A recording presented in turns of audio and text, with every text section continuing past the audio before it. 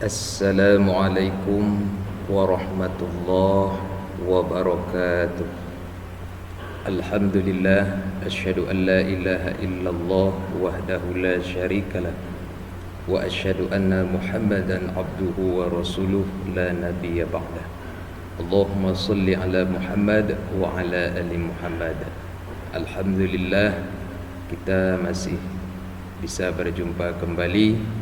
Semoga Allah Subhanahu wa ta'ala memberikan kesehatan kepada kita semua. Baiklah, kita akan melanjutkan materi pendidikan agama Islam tingkat sekolah dasar atau madrasah ibtidaiyah, kurikulum 2013 semester 1 kelas 6 SD. Kompetensi dasar 3.7, memahami hikmah zakat, infak dan sedekah sebagai implementasi dari rukun Islam. Pelajaran yang keempat, ayo membayar zakat. Pembelajaran ketiga, orang-orang yang berhak menerima zakat.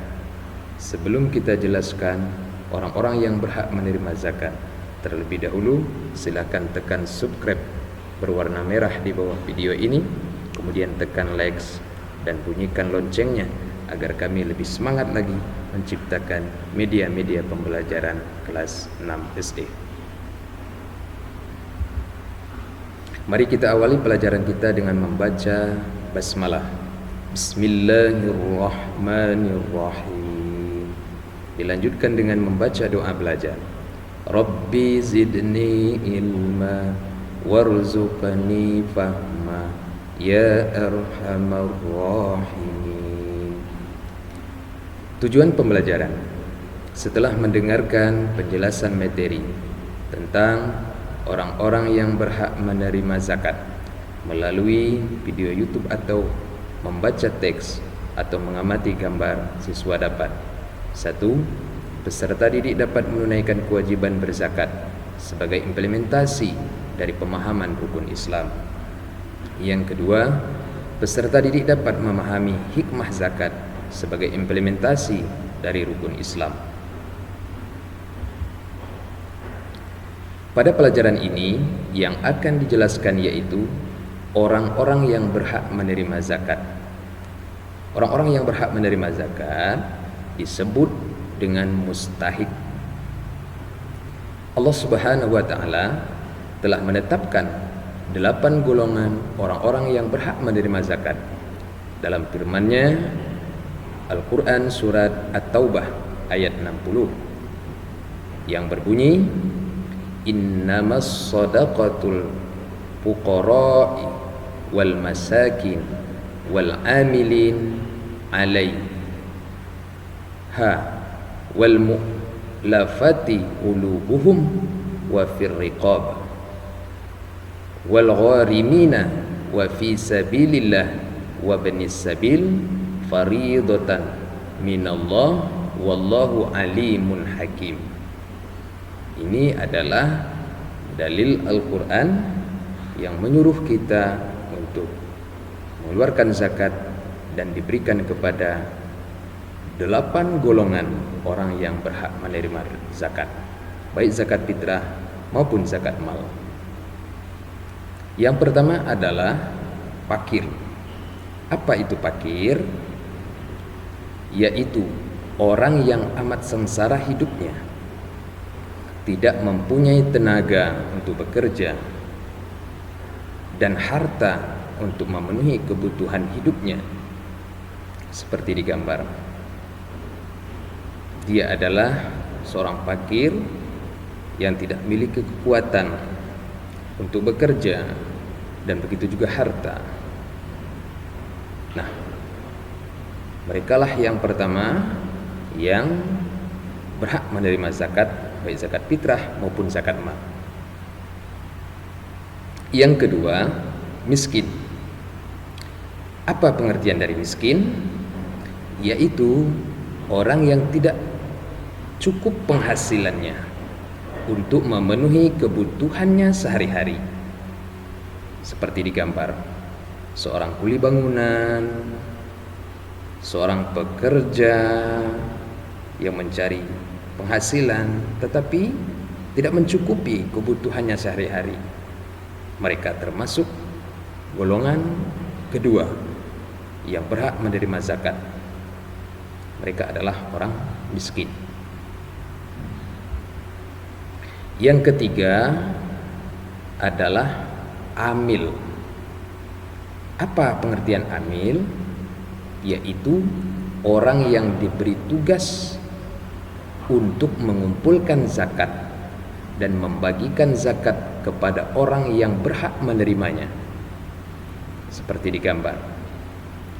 Ini adalah amil zakat, panitia penerima dan pengelola dana zakat yang sudah dibentuk oleh pemerintah atau telah dibentuk oleh masyarakat untuk menjadi penerima panitia pengumpulan zakat, dan mereka nanti akan membagikannya kepada orang-orang yang berhak untuk menerimanya. Jadi kita harapkan setiap kita yang membayar zakat, baik zakat fitrah maupun zakat mal, sebaiknya kita berikan kepada amil zakat. Karena dengan amil zakat akan tersalurkan zakat-zakat kita itu kepada orang-orang yang berhak menerimanya. Jadi jangan kita memberikan zakat secara pribadi-pribadi, karena itu tidak akan tersalurkan kepada orang-orang yang berhak menerimanya. Sebaiknya kita melalui amil zakat yang sudah dibentuk oleh pemerintah ataupun tokoh masyarakat. Yang keempat adalah mu'allaf. Mu'allaf artinya orang yang baru masuk Islam, yang imannya masih lemah. Memang orang yang baru mu'allaf, baru memeluk agama Islam, imannya itu masih lemah. Maka dengan adanya pemberian zakat, baik zakat fitrah maupun zakat mal, sehingga mereka bertambah kokoh imannya, bahwasanya begitulah indahnya Islam, menolong orang yang dalam kesusahan, membantu orang yang dalam kemelaratan. Dengan zakat akan menyejukkan orang-orang yang masih lemah imannya, sehingga mereka semakin kuat untuk konsisten dengan agama yang mereka anut, terutama agama Islam. Jadi mu'allaf termasuk orang yang berhak menerima zakat. Yang kelima adalah riqab. Apa artinya riqab? Yaitu hamba atau budak yang telah dijanjikan oleh tuannya boleh menebus dirinya dengan uang. Nah, seperti di gambar, budak sahaya atau budak. Jadi di zaman dahulu budak ini adalah dibeli oleh majikannya, ditempatkan di rumahnya majikannya, diberi makan, difasilitasi.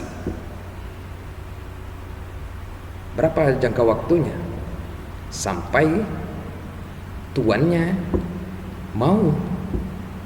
Nah, kalau dia tidak mau lagi, atau ada hamba sahaya atau budak itu mengajukan diri untuk mengundurkan diri, maka budak tersebut harus menerima apa yang disampaikan oleh majikannya. Umpama dia harus menebus, mengganti rugi biaya waktu penebusannya dulu, waktu membelinya dulu.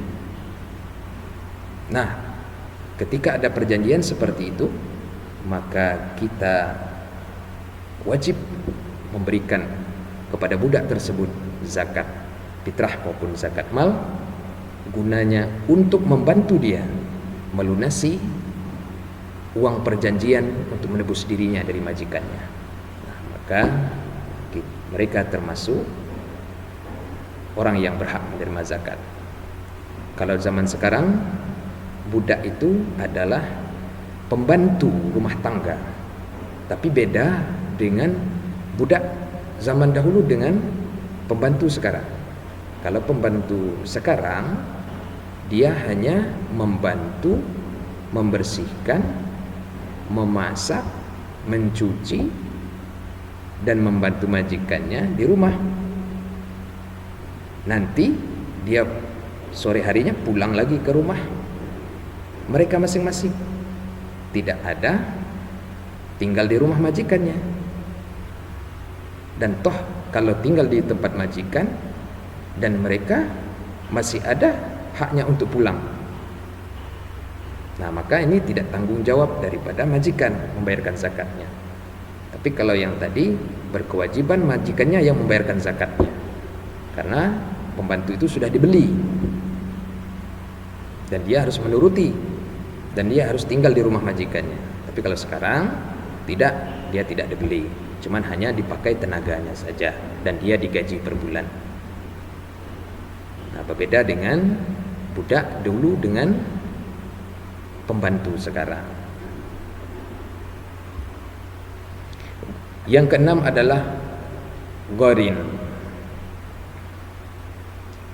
Gharin artinya orang yang berhutang karena untuk kepentingan, bukan untuk maksiat, dan ia tidak sanggup membayarnya.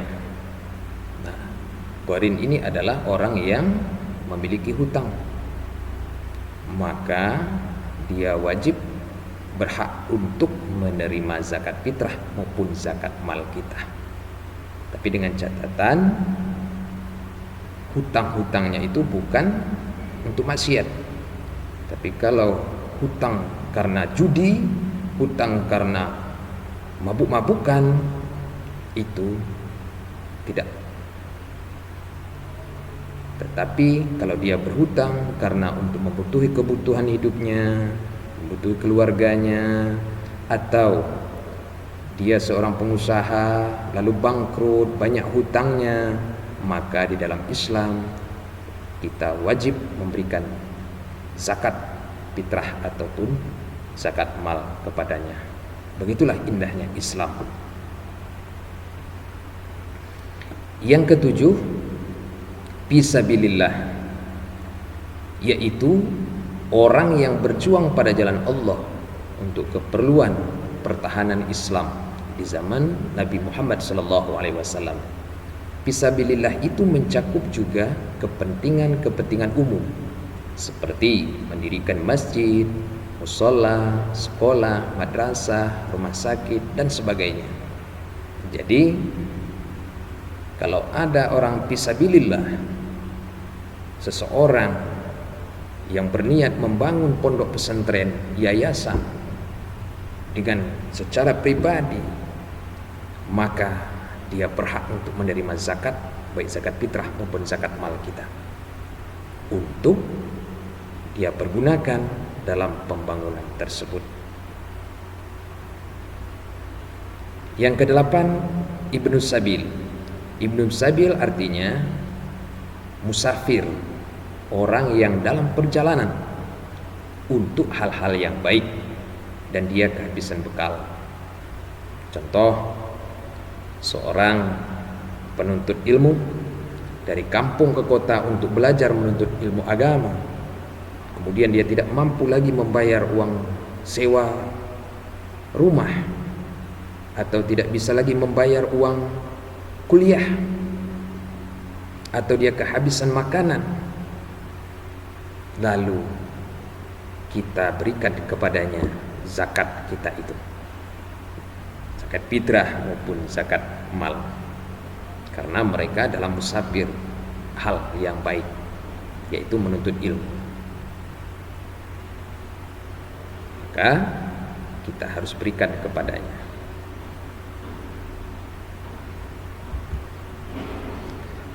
Alhamdulillahirabbil alamin. Inilah materi kita tentang orang-orang yang berhak menerima zakat.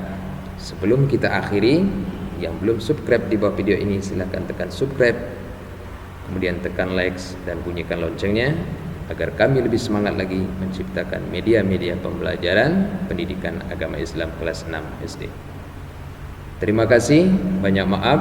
Billahi taufiq wal hidayah. Wassalamualaikum warahmatullahi wabarakatuh.